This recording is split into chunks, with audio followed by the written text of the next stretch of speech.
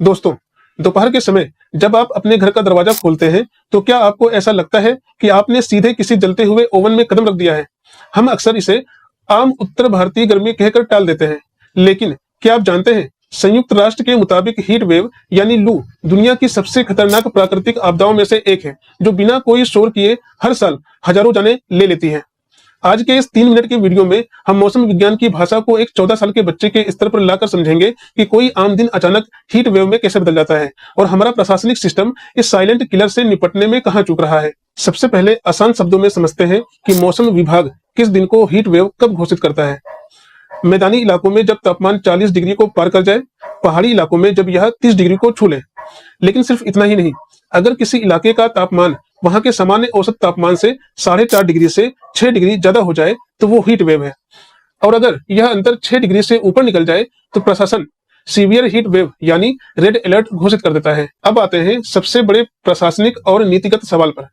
गर्मी तो हर साल पड़ती है, तो फिर अब यह एक बड़ी आपदा क्यों बनती जा रही है?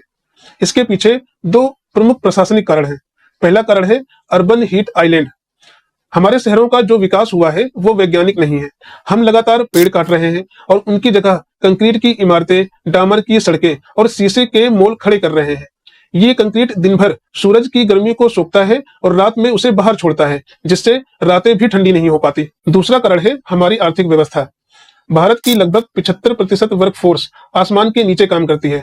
जब प्रशासन हीट वेव का अलर्ट जारी करता है तो वो ऑफिस वालों के लिए वर्क फ्रॉम होम तय करता है, लेकिन एक दिहाड़ी मजदूर अगर दोपहर में काम रोकेगा तो उसके घर का चूल्हा बुझ जाएगा।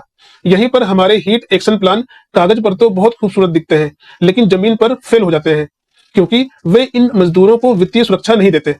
तो इस संकट का ब्यूरोक्रेटिक और व्यवहारिक समाधान क्या है? पहला है शहरी नियोजन।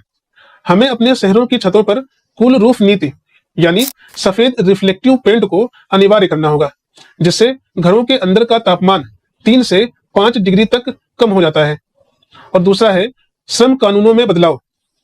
प्रशासन को सख्त नियम बनाने होंगे कि दोपहर 12 से 3 बजे के बीच किसी भी खुले निर्माण कार्य पर पाबंदी हो और उन घंटों की भरपाई सुबह या शाम को की जाए। क्लाइमेट चेंज के इस दौर में हीट वेव को अब सिर्फ मौसम का मिजाज कहकर नहीं छोड़ सकते। इसे एक गंभीर राष्ट्रीय आपदा मानकर लॉन्ग टर्म इंफ्रास्ट्रक्चर तैयार करना होगा, वरना हमारी तरक्की की रफ्तार इस भीषण गर्मी में पिघल जाएगी। आपको क्या लगता है, क्या हमारे शहरों के स्कूल और वर्किंग आवर्स को गर्मियों में पूरी तरह बदल देना चाहिए? कमेंट में अपनी राय बताएं और ऐसी ही प्रैक्टिकल केस स्टडीज के लिए दीप राहुल शो को सब्सक्राइब करें।